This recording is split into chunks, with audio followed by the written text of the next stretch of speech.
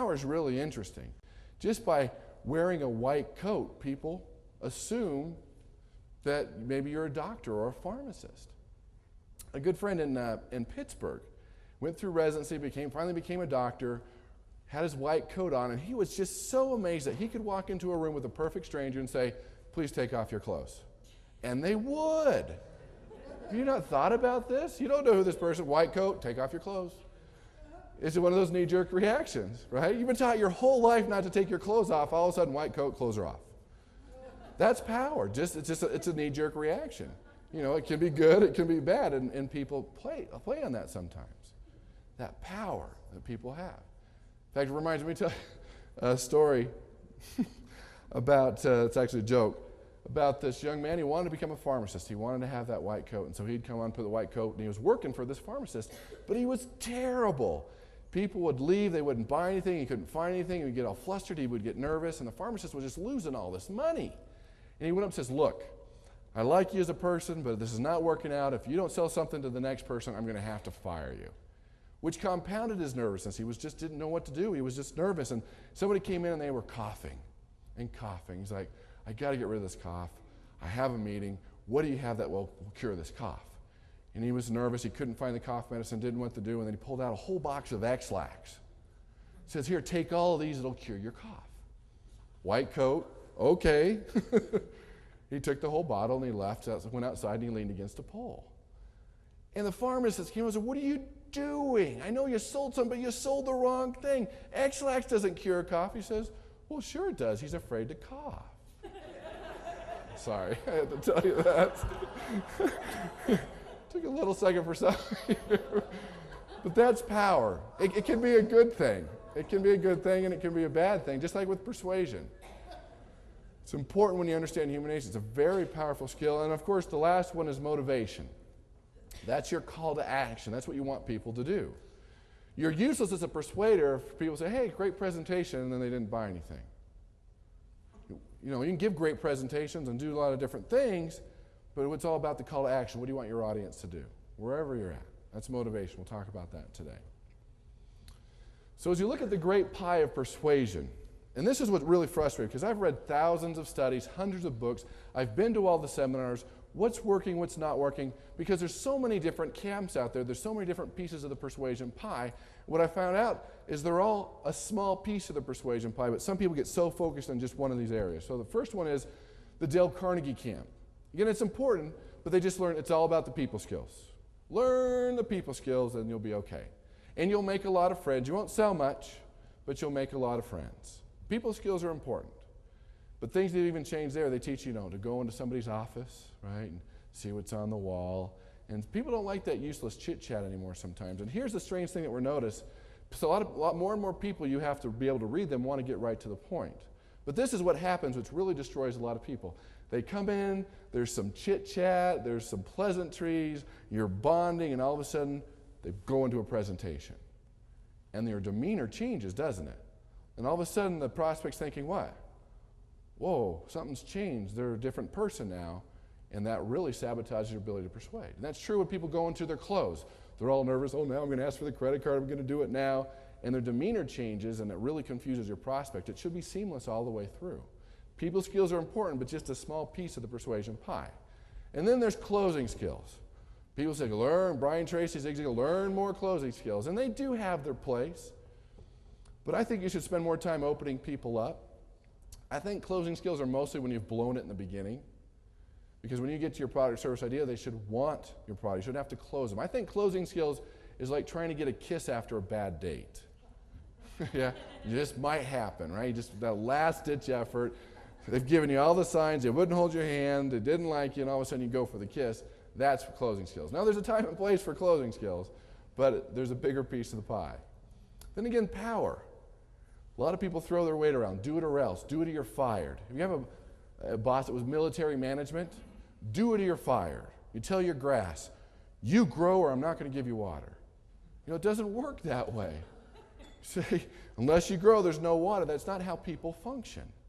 Because when a boss says do it or you're fired, do you do it? You do most of the time, don't you? There's short-term compliance, but what are you sacrificing in the long term? allegiance, devotion, other things that are important. They're looking for other jobs. And it's been amazing. If you look on the television, the things, they put hidden cameras up in the workplace, the terrible and dreadful and sick things people do to their bosses' coffee. Have you seen this? I won't even tell you what they are, but they do them because when you push somebody in the corner of that military management, it just people, there's long-term consequences. It works in the short term, but it's not going to help you in the long term. Power is an amazing thing. In fact, if you look at the medical community, nurses usually have to follow what doctors say. They're really not supposed to question it. And they did a study with a drug called estrogen, where a doctor would call up a nurse, and the nurse didn't know the doctor. And she says, I have a patient there. I want you to administer this drug estrogen. Here's the dose. I'll sign the prescription when I get there. If you know anything about the medical community, those are 3 big no-nos. Nurse didn't know them. And it was a lethal dose of the drug. What percent of those nurses, just based on, oh, okay, went to go administer that drug? 95%. Because doctor knows what he's talking about. Even when they research pilots and co-pilots, they do tests and from accidents and airlines. Most of the accidents could have been averted, but the co-pilot didn't say anything. Because the pilot what? Oh, the pilot knows what he's talking about. There's that whole power thing again. So it can be good and it can be bad. Then there's trust.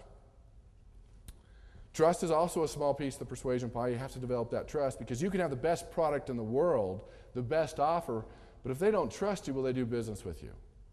No way. They won't do business with you. Then some people will do personality types, which is important to know personalities, but it's just a small piece. You know, the different personalities. Are they amiable? Are they expressive? Dominant? And then there's incentives. This is a shortcut to persuasion, or to get what you want is offer people incentives. It's not just one, it's all of them. As many tools as you can in your persuasion pie. And this is what we're going to be talking about today. What is NLP? Neuro-linguistic programming, which is a science of how you talk to yourself and your brain and working with other people. Neuro-linguistic programming. So the reality is your consumer has changed. They're very different than they were even 5, 10 years ago, even 5 years ago. Because what's happening is they're bombarded. According to Advertising Age magazine, they're bombarded with over 5,000 persuasive messages a day. 5,000 persuasive messages a day. So that makes us a little numb. We're hit. What are we hit with? Where are they coming from? TV, radio, where else? Email, bus signs, internet. What? Why? Why? Yeah, we're hit all over the place, and a lot of times we become numb. So we're just hit everywhere. Sometimes you can't even go to the restrooms anymore without seeing advertisements. They're just everywhere. Wherever they can put it, they will put it. Skeptical. People are more skeptical than ever. They seem burned. They've seen programs. They're not as trusting. And they're more educated than ever before. See, 20 years ago, if you went to go buy a car, you really couldn't do that much research. You just kind of believed the sales rep. Now when you go buy a car or anything else, what do? Go on the internet. You check it out. You get information. Now you can find out what they've paid for the car. You can find out what it costs down the street, and so they're becoming more and more educated. So if you're talking about your products, your services, your company, your network marketing company, people will talk to you. It's more than that. They're going to go straight to the internet and see what they can find. So the change dramatically is as far as we're going to work with them. So persuasion is the critical thing. As you look at the ultra prosperous, the ones that are very, very successful, Jim Rohn talked about his life changed when he learned communication and persuasion. Napoleon Hill talks about being the magic agreement. Dale Carnegie says there's only one way to get anybody to do anything, and that is by making the other person want to do it. And Donald Trump, in his book, How to Get Rich, says, study the art of persuasion, practice it, develop an understanding of its profound value. And that's why we're going to spend some time with this. This is the skill that they didn't teach you in school. And if they did, they probably taught you the wrong things, because when you take it on a university level, it's more about the logical side, the statistics, the facts, the figures. But as you know, we're persuaded more by emotion. In fact, I was teaching a public speaking class in the university, and they called me in. I was wondering what they wanted, and they say, we would like you to teach another class. I'm like, well, really, what is that? He's like, it's rhetorical methods. I'm like, really, rhetorical methods? Well, that's interesting. You know, Aristotle, ethos, pathos, logos. And I go, let me see the book. I'm like, oh, okay, it's a sales class. No, rhetorical methods. I go, well, according to the text, he's like, no, If you can't teach it on, it's not on sale, it's rhetorical. Okay, oh, I said, oh, rhetorical methods. He's like, yes. It was a sales class. But when you look at the textbooks, it was all about these models and the figures and the logic. And all the logic in the world's great, but we have to look on the emotional side, and that's what we're going to focus on today. The difference between long-term and short-term persuasion. Because they're not just persuasion, there's different levels. And I want to go through the different models and see where you rank. Where are you spending most of the time? Are you at the very top? Are you at the bottom? Are you somewhere in the middle?